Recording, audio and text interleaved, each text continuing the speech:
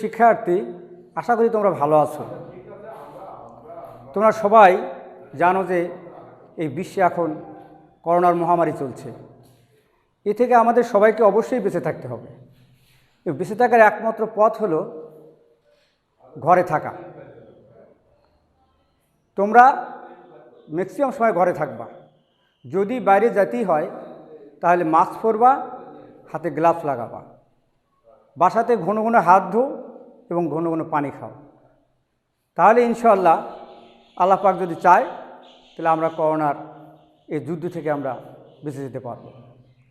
আশা করি তোমরা এই নিয়মগুলো অবশ্যই মেনে চলবে।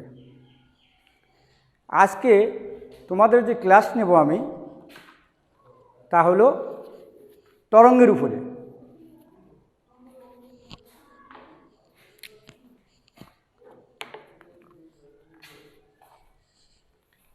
এর আগে তোমরা সবাই যদিও আমার পরিচয় জানো, তারপর আরেকবার পরিচয়টা দিয়ে দিচ্ছি।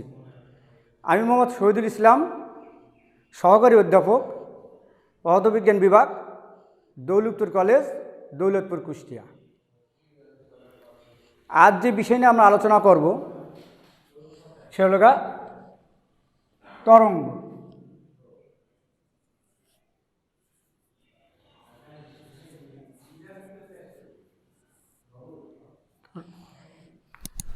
তরঙ্গ বুঝতে হলে এটাকে আরও কিছু সংজ্ঞা জানা দরকার।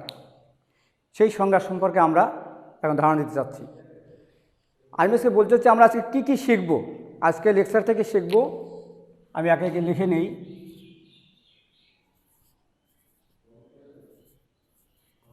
তরঙ্গ কি?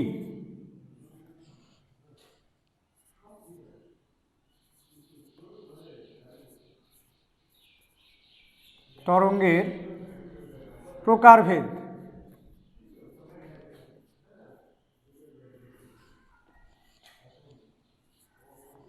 আমাদের যে আজকে মেইন টার্গেট সেটা অগ্রগামী তরঙ্গের রাশিমালা প্রতিপাদন।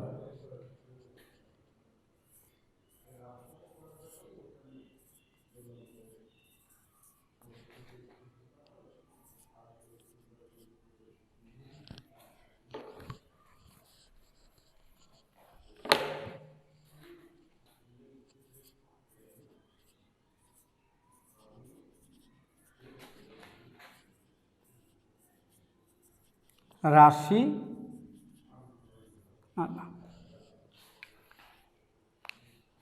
প্রথমে শুরু করা যাক তরঙ্গ কি। আমি তোমাদের একটা বিষয়ই ক্লিয়ার করতে চাই যে মূলত তরঙ্গের সংজ্ঞা দেওয়ার আগে আমি যে কথাটা বলতে চাই যে কাপে বস্তুকণা তৈরি হয় তরঙ্গ। এই থটটা তোমরা মাথায় রাখবা যে তরঙ্গ আর কিছুই না, বস্তুকণার কাপার সমষ্টি। বিষয়টা আমি তোমাদেরকে সংজ্ঞার সাথে বলতে চাচ্ছি। তরঙ্গ কি? জড় মাধ্যমের কণাগুলির সমষ্টিগত পর্যাবৃত্ত আন্দোলনের ফলে যে আলোড়ন সৃষ্টি হয় তাকেই তরঙ্গ বলে। এরকম একটা সংজ্ঞা হতে পারে। আর একটা সংজ্ঞা এরকম যে কোনো মাধ্যমের মধ্যে দিয়ে পর্যাবৃত্ত আন্দোলন সামনের দিকে অগ্রসর হয় এবং তরঙ্গ সামনের দিকে সঞ্চালিত হয়, কিন্তু তরঙ্গের যে কণাগুলো জায়গা চেঞ্জ করে না। সুতরাং আমরা এখানে তরঙ্গের সংজ্ঞায় একটা বিষয় চলে আসলো যে পর্যাবৃত্ত সমষ্টিগত কম্পন, এর ফলে তরঙ্গ তৈরি হয়। তাহলে পর্যাবৃত্ত কম্পন সম্বন্ধে আমাদের পর্যাবৃত্ত গতি সম্বন্ধে আমাদের একটা ধারণা থাকা দরকার। পর্যাবৃত্ত গতি এরকম যে একটা বস্তুকণা একটা বিন্দু থেকে যাত্রা শুরু করবে এবং নির্দিষ্ট সময় পর আবার ওই বিন্দুটি ফিরে আসবে এবং একই দিকে যাত্রা করবে। এই ধরনের গতির নাম পর্যাবৃত্ত গতি। তরঙ্গ যে তৈরি হয় সেটা পর্যাবৃত্ত আন্দোলনের মধ্যে দিয়ে তৈরি হয়। এখন এই তরঙ্গ মূলত আমি আগে ক্লিয়ার করতে চাচ্ছি একটা বিষয় যে তরঙ্গ সৃষ্টি হতে মাধ্যম লাগে। আবার মাধ্যম ছাড়াও তরঙ্গ তৈরি হয়। তাহলে এই ক্ষেত্রে তরঙ্গের প্রকারভেদে আমরা তোমাকে বলতে পারবো যে তরঙ্গ দুই প্রকার প্রথমে আসবে, যান্ত্রিক তরঙ্গ আর তড়িৎচুম্বকীয় তরঙ্গ। যেটা যান্ত্রিক তরঙ্গ সেখানে মূলত মাধ্যম লাগে। যে তরঙ্গ সৃষ্টি হওয়ার জন্য মাধ্যম লাগে তাকে বলা হবে যান্ত্রিক তরঙ্গ। আর যে তরঙ্গ সৃষ্টি হতে মাধ্যমের প্রয়োজন হয় না তাকে বলা হবে তড়িৎচুম্বকীয় তরঙ্গ। একটা উদাহরণ দিলে তোমার পরিষ্কার হয়ে যাবে। একটা পানিতে ঢিল ছোড়ো, দেখবা পানির কণাগুলা উপরে নিচে কাঁপছে, অর্থাৎ ওয়াই অক্ষ বরাবর কাঁপছে, আর তরঙ্গটা এক্স অক্ষ বরাবর পাড়ের দিকে চলে যাচ্ছে। এই যে পানির কণা কাঁপার কারণে তরঙ্গ তৈরি হলো, এটাকে আমরা যান্ত্রিক তরঙ্গ বলবো। আমি কথা বলছি, তোমার কানে শব্দ চলে যাচ্ছে, এটা বাতাসের মাধ্যমে, বাতাস সংকোচন প্রসারণের মাধ্যমে তোমার কানে পৌঁছে যায়, এটাও যান্ত্রিক তরঙ্গ। অপরপক্ষে আমাদের সূর্য থেকে যে আলো আসে, যে তাপ আসে, এটা তরঙ্গ আকারে আসে, কিন্তু এই ক্ষেত্রে কোনো মাধ্যমের প্রয়োজন হয় না, এটা তড়িৎচুম্বকীয় তরঙ্গ বলা হয়। তা আমরা এই চ্যাপ্টারে যেটা আলোচনা করব তা যান্ত্রিক তরঙ্গ নিয়ে আলোচনা করব। তো যান্ত্রিক তরঙ্গ বলার আগে আমি আরেকটা বিষয় ক্লিয়ার করতে চাই, যে সরল ছন্দিত গতি। কারণ আমি যে ওয়েভ পড়াতে যাচ্ছি আজকে, যে তরঙ্গ নিয়ে তোমাদের আলোচনা করব, সেখানে প্রথমে আমি বলবো যেটা সরল ছন্দিত গতিতে চলছে। তাই তোমাদের অবশ্যই জানা দরকার যে স্যার সরল ছন্দিত গতি কী। তাহলে এখন আমার বলার বিষয় সরল ছন্দিত গতি। এই দুটো বিষয় আমরা বুঝে ফেললাম। এখন সরল ছন্দিত গতি কীরকম সেটা আগেই ক্লিয়ার করতে চাচ্ছি। এরকম সরল ছন্দিত গতি, সরল ছন্দিত গতি একটা ম্যাথের মধ্য দিয়েই আমরা এই বিষয়টা ক্লিয়ার হতে পারি। এফ ত্বরণ সমানুপাতিক সরণ, অর্থাৎ কোনো বস্তুকণার গতি যদি এমন হয় যে তার ত্বরণ একটা বিন্দু থেকে সরণের সমানুপাতিক এবং বিপরীতমুখী, তাহলে সেই কণার গতিকে বলা হবে সরল ছন্দিত গতি। আবার বলছি, কোনো বস্তুকণার গতি যদি এমন হয় যে একটা বিন্দু থেকে তার ত্বরণ সরণের সমানুপাতিক এবং বিপরীতমুখী, আর এই ত্বরণটার দিক হবে ওই নির্দিষ্ট বিন্দুর দিকে। আমি আরেকটা বার বলতে চাই, এই নির্দিষ্ট বিন্দুটা হলো সাম্য অবস্থার বিন্দু। অর্থাৎ তরঙ্গটাকে আবার এভাবেও বলতে পারি, আরেকবার বলতে পারি আমি এরকমভাবে, যে কোনো বস্তুকণার গতি যদি এমন হয় যে তার ত্বরণ সাম্য অবস্থান থেকে সরণের সমানুপাতিক এবং বিপরীতমুখী, এবং এই ত্বরণ সর্বদা সাম্য অবস্থার দিকেই ক্রিয়া করে। কি শিক্ষার্থী বন্ধুরা, বিষয়টা ক্লিয়ার? তার মেইন ম্যাথ কি আসলো? ত্বরণ সরণের সমানুপাতিক এবং বিপরীতমুখী। এইটা আমার সরল ছন্দিত গতির সংজ্ঞা। এখন আমরা যে বিষয়টা পড়ব তা হলো সরল ছন্দিত গতি।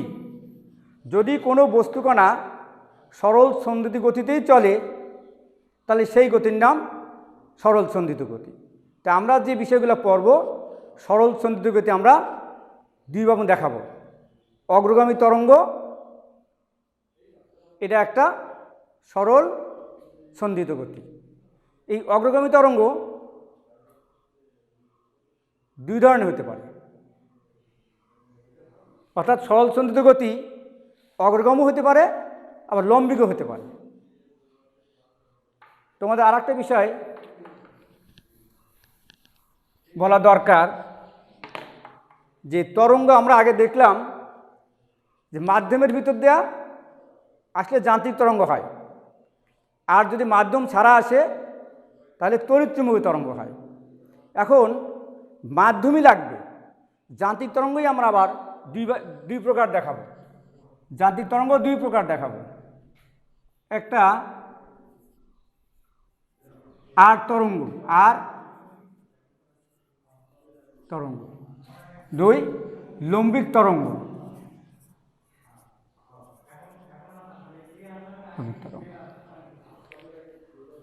আমরা এখন আর তরঙ্গ আর লম্বিক তরঙ্গের সংজ্ঞা এবং চিত্র দেখতে চাচ্ছি।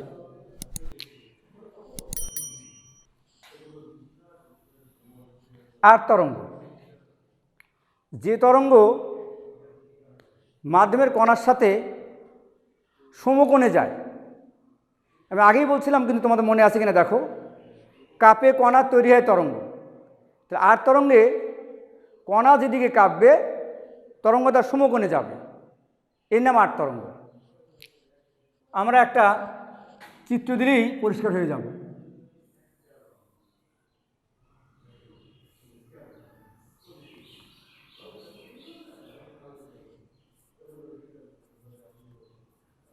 তরঙ্গ প্রবাহ,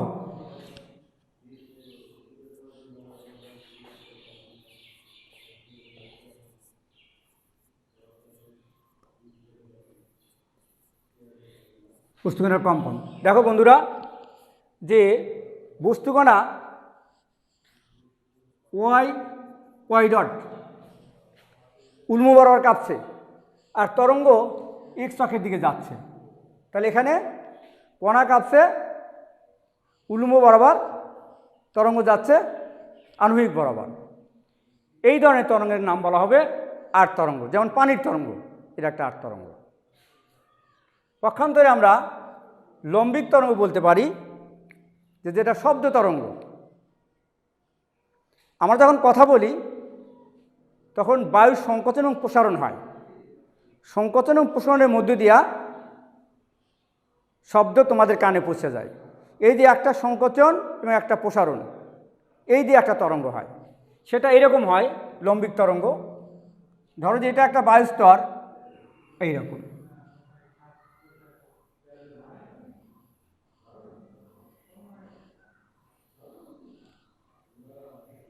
সংকোচন চলছে, বায়ুস্তরের সংকোচন চলছে, এটা সংকোচন। তারপরে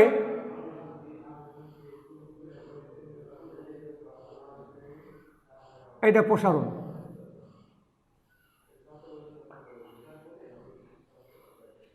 ঠিক এক সংকোচন এক প্রসারণ।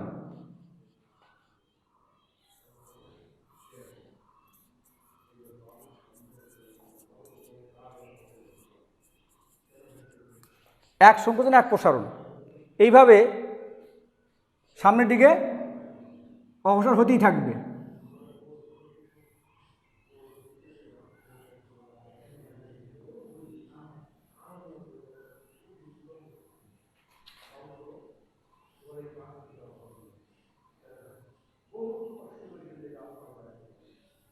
ঠিক এইরকম বিষয়টা, সংকোচন প্রসারণ, সংকোচন প্রসারণ, এইভাবে শব্দের সামনের দিকে অগ্রসর হয়। এইটা লম্বিক তরঙ্গের উদাহরণ।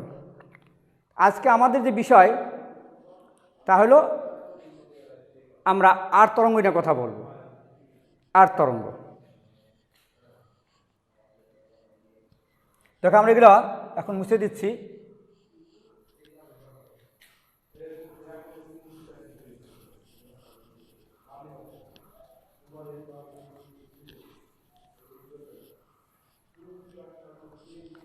তাহলে আমরা আজকে কি পড়তে যাচ্ছি, মেইন রাশিমালা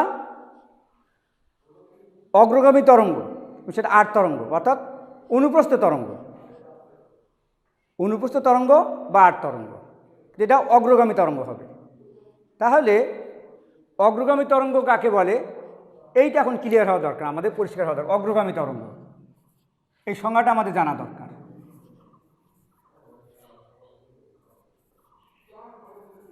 অগ্রগামী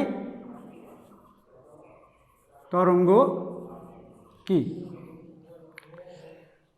তোমরা বেসিক কথা কিন্তু আমি আগেই বলেছি যে কাপে কণা তৈরি হয় তরঙ্গ।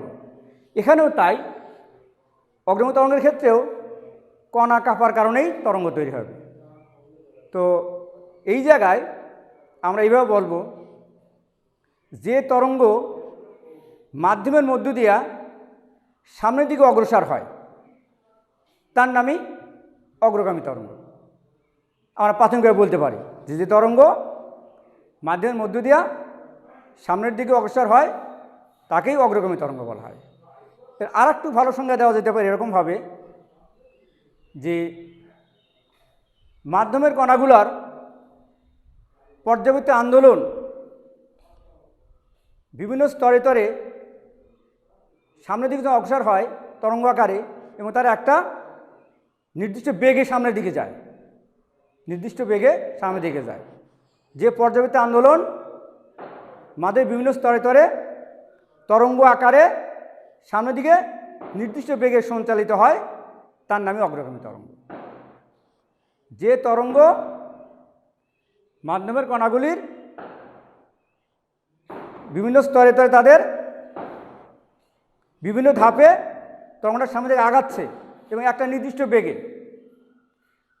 হ্যাঁ, ভালো একটা কথা হয়ে গেল, এখন এই মনে হয়ে গেল, বন্ধুরা মনে করো সেটা এরকম যে যদি মাধ্যম চেঞ্জ না হয় তাহলে তরঙ্গের বেগ কিন্তু চেঞ্জ হয় না।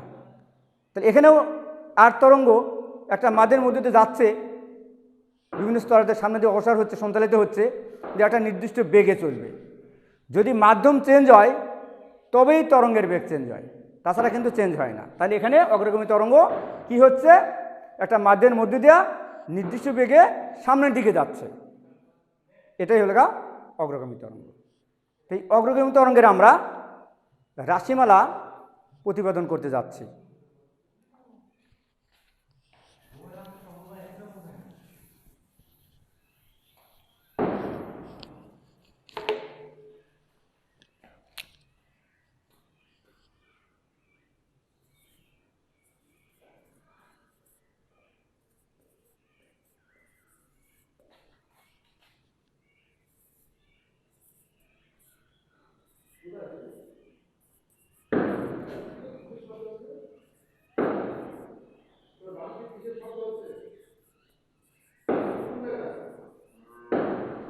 রাশিমালা, অগ্রগামী তরঙ্গের রাশিমালা।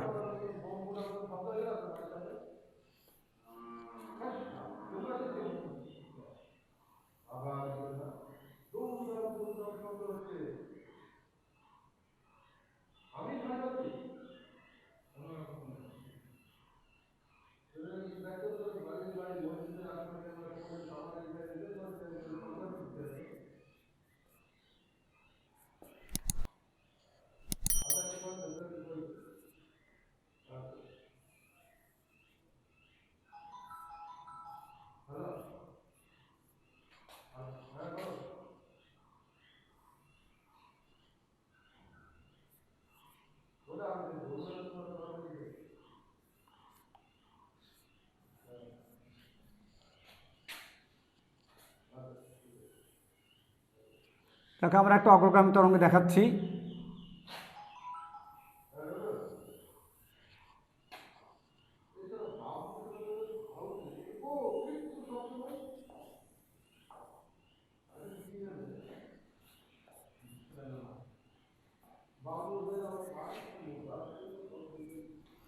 একটা তরঙ্গ দেখো, তরঙ্গ প্রবাহ সামনের দিকে যাচ্ছে, তরঙ্গ প্রবাহ, তরঙ্গ।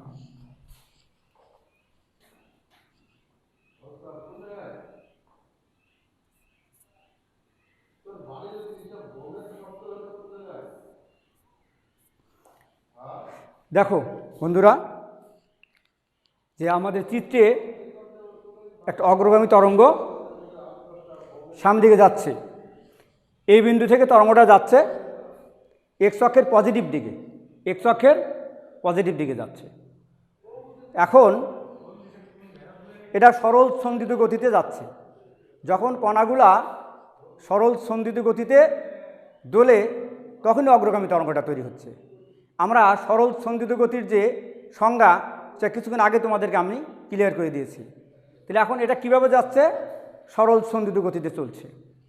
এখন একটা কথা ক্লিয়ার করা দরকার যে তরঙ্গটা কিভাবে হয়। এই বিন্দুতে একটা কণা কাঁপে এবং কিছু সময় পর পাশে আরেকটা কণা কাঁপে। একটা কণা সে পার্শ্ববর্তী কণাকে তার শক্তি ট্রান্সফার করে। এইভাবে তরঙ্গ তার সামনের দিকে শক্তি সঞ্চালিত করে। তাহলে আমরা ক্লিয়ার হলাম যে একটা কণা কাঁপার কিছু সময় পর আরেকটা কণা কাঁপে, আর এইভাবেই তরঙ্গ সামনের দিকে যায়। এই জন্য তোমাদের একটা জিনিস জানা দরকার যে এই অগ্রগামী তরঙ্গের ক্ষেত্রে এই যে অসংখ্য কণা কাঁপছে, এই কণাগুলোর মধ্যে একটা দশা পার্থক্য থাকবে। কারণ একটা কণা কাঁপার কিছু সময় পর আরেকটা কণা কাঁপে, তাহলে অবশ্যই দুইটা কণার মধ্যে একটা দশা পার্থক্য থাকবে। মনে রাখো যে এই তরঙ্গের ক্ষেত্রে দুইটা কণার মধ্যে সর্বদা একটা দশা পার্থক্য বিরাজ করে। সেই দশা পার্থক্যটা আমরা এখন বের করব। এর আগে তোমরা বোঝার চেষ্টা করো যে কণাটা এই বিন্দুতে আছে, এই কণার ক্ষেত্রে তার স্মরণের রাশিমালা কেমন হবে। অগ্রগামী তরঙ্গের যে কণাটা এই বিন্দুতে আছে সেই ক্ষেত্রে তার স্মরণ ওয়াই সমান হবে এ সাইন ওমেগা টি। এ হল বিস্তার, ওমেগা টির দশা পার্থক্য। এইটা কীভাবে হয় বন্ধুরা, এইটা তোমরা ক্লিয়ার হও। আমি দেখো একটা চিত্র দেখে এখানে দিয়েছি, একটা বৃত্ত, একটা ওয়েভ তো একটা বৃত্তের কি ফুল বৃত্তের সমানই। এই যে একটা ফুল, এই একটা ফুল ওয়েভ, এর তরঙ্গদৈর্ঘ্য কিন্তু ল্যামডা, এটা তোমরা জানো, এর আগেও শেখানো হয়েছে। আর তুমি দেখো যে যে কণাটা এই বিন্দুতে আছে তার সমীকরণটা এ সাইন ওমেগা টি কীভাবে হয়। মূলত দেখো আমরা বের করবো এটা ওয়াই, কারণ তোমরা জানো কণা ওয়াই অক্ষ বরাবর কাঁপছে, তরঙ্গ যাচ্ছে এক্স অক্ষ বরাবর। তাহলে কণার যে স্মরণ সে ওয়াই অক্ষ বরাবর হবে, সেই ওয়াইয়ের মানটা আমরা বের করি। এই কোণের সাইনের মান নাও, দেখো সাইন থিটা সমান, খেয়াল করো যে ওপি বাই ওএন, সরি তোমরা জিনিস ক্লিয়ার করো,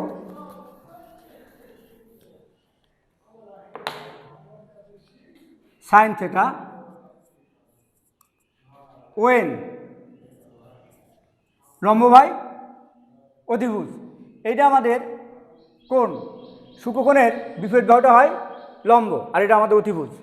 ওএন বাই ওপি, এখানে ওএন সমান ওয়াই আর এটি হলো এ। ওএন সমান ওয়াই, ওপি সমান এ। তাহলে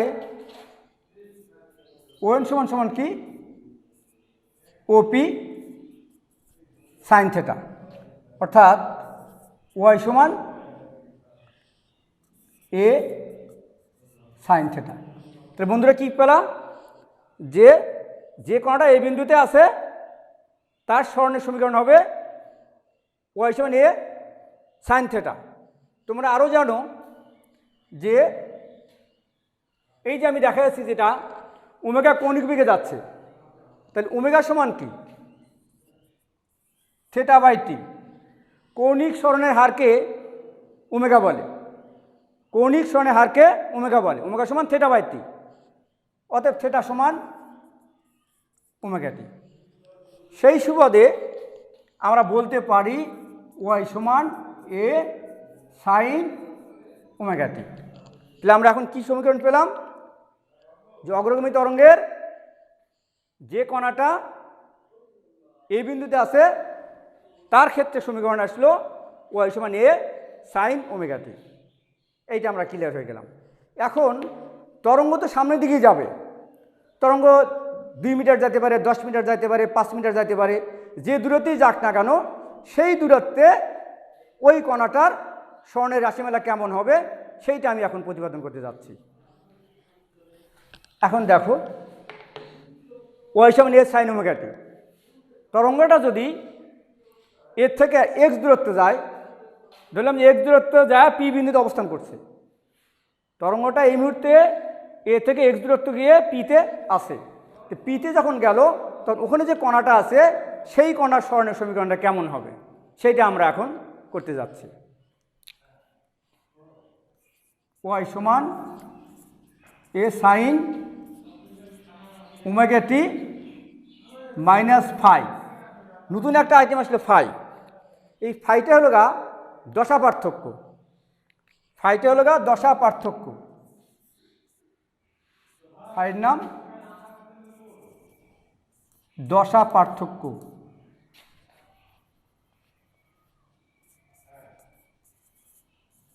দশা পার্থক্য। এই দশা পার্থক্য কীভাবে হয় বন্ধুরা সেইটা এবার খেয়াল করো তোমরা।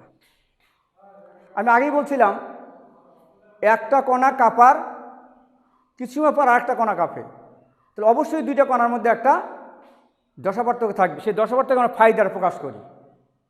এখন মাইনাসটা কেন হলো? যদি তরঙ্গটা এ বিন্দু থেকে অর্থাৎ বাম থেকে ডান দিকে যায়, এক্স অক্ষের পজিটিভ দিকে যায়, তাহলে এই ক্ষেত্রে দশাকোণের ঘাটতি হয়। দশাকোণের ঘাটতি সেটা কীরকম? বাম দিকের কণার যে দশা আর ডান দিকের কণার যে দশা, অর্থাৎ ডান দিকের কণার দশা বাম দিকের কণার দশাতে কিছুটা কম হয়। সেই ক্ষেত্রে দশা পার্থক্য আমরা ফাই দ্বারা প্রকাশ করি। এখন ফাইয়ের মান কিভাবে আসবে সেটা আমি দেখাতে চাচ্ছি। এখানে একটা অনুধাবন প্রশ্ন হয় যে দশা পার্থক্য এবং পথ পার্থক্যের মধ্যে একটা সম্পর্ক। দশা পার্থক্য এবং পথ পার্থক্যের ভিতরে একটা সম্পর্ক, সেটা এখান থেকে আমরা পেয়ে যাব এখনই। আমি এটা মুছে দিতে চাচ্ছি, এটার প্রয়োজন নাই। এইবার দেখো যে এ থেকে বি পর্যন্ত একটা ফুল তরঙ্গ। এই ক্ষেত্রে যখন এ কণাটা বিতে পৌঁছে গেল তখন দেখো এখানে পাই আর এখানে পাই, 2 পাই। তার দশাকোণের পার্থক্য হলো টয়েস পাই। তাহলে একটা ফুল তরঙ্গের ক্ষেত্রে দশা পার্থক্য হয় 2 পাই। আর একটা ফুল তরঙ্গের ক্ষেত্রে তরঙ্গ দৈর্ঘ্য হয় ল্যামডা। তাহলে আমরা বলতে পারি ল্যামডা তরঙ্গ দৈর্ঘ্যে দশা পার্থক্য 2 পাই। একে 2 পাই বাই ল্যামডা। আর এক্স দূরত্বে দশা পার্থক্য হবে হলো 2 pi by lambda into x. তাহলে এই যে 2 pi by lambda into x, এইটা হলো এক্স দূরত্বে দশা পার্থক্য, যার মান আমরা ফাই হিসাবে চিহ্নিত করছি। অর্থাৎ এখন আমরা লিখতে পারি ফাই সমান 2 pi by lambda into x. এখানে দেখো এইটা কি? দশা পার্থক্য। এইটা 2 ল্যামডা এক্স পথ পার্থক্য। অর্থাৎ তরঙ্গ সামনের দিকে যাবে, সে 10 মিটার যাইতে পারে, 5 মিটার যাইতে পারে, অনেক দূর যাইতে পারে। তাহলে আমরা এই এক্সটা পাইতে পারি, কিন্তু এই দশা পার্থক্যটা পাওয়ার কোনো সুযোগ আমাদের হাতে ছিল না। কিন্তু আমাদের একটা সূত্র তৈরি হয়ে গেল যে দশা পার্থক্য সমান 2 পাই বাই ল্যামডা ইন্টু পথ পার্থক্য। দশা পার্থক্য সমান 2 পাই বাই ল্যামডা ইন্টু পথ পার্থক্য। তোমরা খেয়াল করে নিও।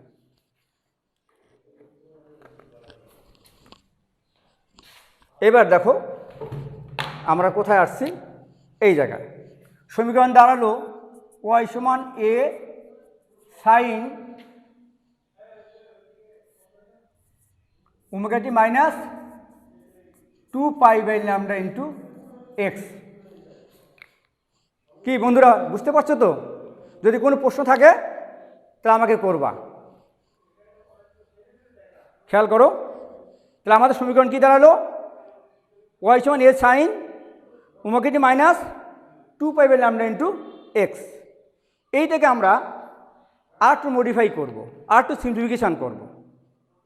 আমি একটু মুছে দিয়ে উপরে তুলে দিতে চাচ্ছি, তাহলে বোঝার সুবিধা হবে তোমাদের জন্য।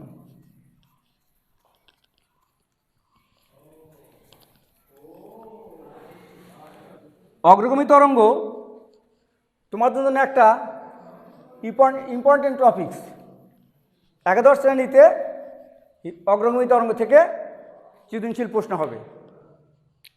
এবার দেখো ওয়াই সমান A sine omega T minus 2 pi by lambda into X. এইটাই একটা অগ্রগামী তরঙ্গের রাশিমালা। একে আমরা এইভাবে লিখতে পারি, ওয়াই সমান A sine omega T minus K x. কে একটা ধ্রুবক, এই কে এর মান 2 পাই বাই ল্যামডা। একে বলা হয় তরঙ্গ সংখ্যা। তরঙ্গ সংখ্যা, তরঙ্গ সংখ্যা। তাহলে আমরা যখন অগ্রগামী তরঙ্গের অঙ্ক করব তাহলে এই ফর্মুলার সাথে মিলিয়ে কাজ করতে হবে আমাদেরকে। তাহলে এখন কি আসলে, এটাও অগ্রগামী তরঙ্গের রাশিমালা, এটাও এ সাইন ওমেগা টি মাইনাস কে এক্স। আমরা এখান থেকে আর একটু সিম্পলিফিকেশন করতে যাচ্ছি বন্ধুরা। সেটা এরকম, ওয়াই সমান দেখো A sine twice pi F T minus 2 pi by lambda into X. তোমরা জানো ওমেগা সমান টয়েস বাই এফ হয়, ওমেগা সমান টয়েস বাই এফ হয়, তাই টয়েস বাই এফ টি। আরও ধরো তোমরা যে ভি সমান সমান এফ ল্যামডা, এফ সমান সমান ভি বাই ল্যামডা। আমরা এফের মান এখানে বসাবো, ওয়াই সমান A sine 2 pi V by lambda T minus 2 pi by lambda into X. আবার উপরে উঠায় দেই। হ্যাঁ বন্ধুরা, আমরা যেটা করছিলাম অগ্রগামী তরঙ্গের কণার সরণের রাশিমালা, ওয়াই সমান A sine 2 pi F T minus twice pi by lambda into X. Y সমান আমরা এফের মান বসাবো, এ সমান A sine 2 pi V by lambda T minus 2 pi by lambda into X. কারণ আমরা আগেই দেখাচ্ছি যে এফ সমান ভি বাই ল্যামডা। ওয়াই সমান A sine 2 pi by lambda, তোমরা এখানে কমন নাও, তাহলে ভিটি মাইনাস এক্স। এইটা হলো অগ্রগামী তরঙ্গের কণার সরণের রাশিমালা। দেখো এইটা হলো আমাদের মেইন টার্গেট ছিল, যে এই ফর্মুলা আমাদেরকে অঙ্ক করতে হবে। এখন আমরা শুরুতে একটা কথা বলছিলাম, মনে আছে কিনা দেখো, হেডিং দিছিলাম অগ্রগামী তরঙ্গের রাশিমালা, কিন্তু মূলত যে ইকুয়েশনটা বের হয় একে বলা হবে এ বিন্দু থেকে যে কোনো দূরত্বে, এ বিন্দু থেকে যে কোনো দূরত্বে একটা কণার সরণের সমীকরণ। মূলবিন্দু এ থেকে যে কোনো দূরত্বে অর্থাৎ এক্স দূরত্বে একটা কণার সরণের সমীকরণ। তাহলে এইটা হলো গা এ বিন্দু থেকে এক্স দূরত্বে অবস্থিত কণাটির সরণের রাশিমালা। এ বিন্দু থেকে এক্স দূরত্বে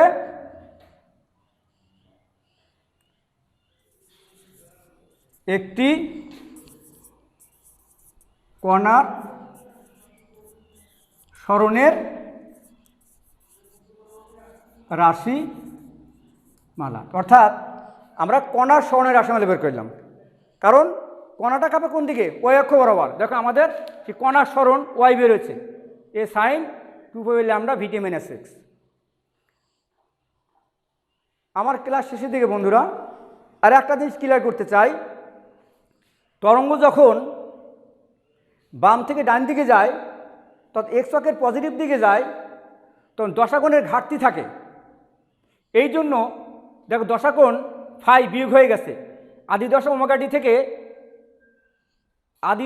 ডি থেকে দশা পার্থক্য ফাই বিয়োগ হয়ে গেছে, এই জন্য সমীকরণ আসছে এ সাইন 2π/λ ভিটি মাইনাস এক্স। পক্ষান্তরে যদি এই তরঙ্গটাই বাম দিকে যায়, এই বিন্দু থেকে এক্স অক্ষের নেগেটিভ দিকে যায়, তখন এই সমীকরণ আসবে ওয়াই সমান A sign 2π/λ VT plus x. এই ক্ষেত্রে দশা পার্থক্য যোগ হয়, তাহলে আমরা কি বুঝলাম বন্ধুরা, যে ওয়াই সমান A sign 2π/λ VT minus x. যদি তরঙ্গটা এক্সের পজিটিভ দিকে যায় আর তরঙ্গটা যদি এক্সের নেগেটিভ দিকে যায়, তখন সমীকরণ হবে ওয়াই সমান A sign 2π/λ VT plus x. অর্থাৎ এই ক্ষেত্রে দশা পার্থক্য যোগ হয়ে যাচ্ছে আদি দশার সাথে।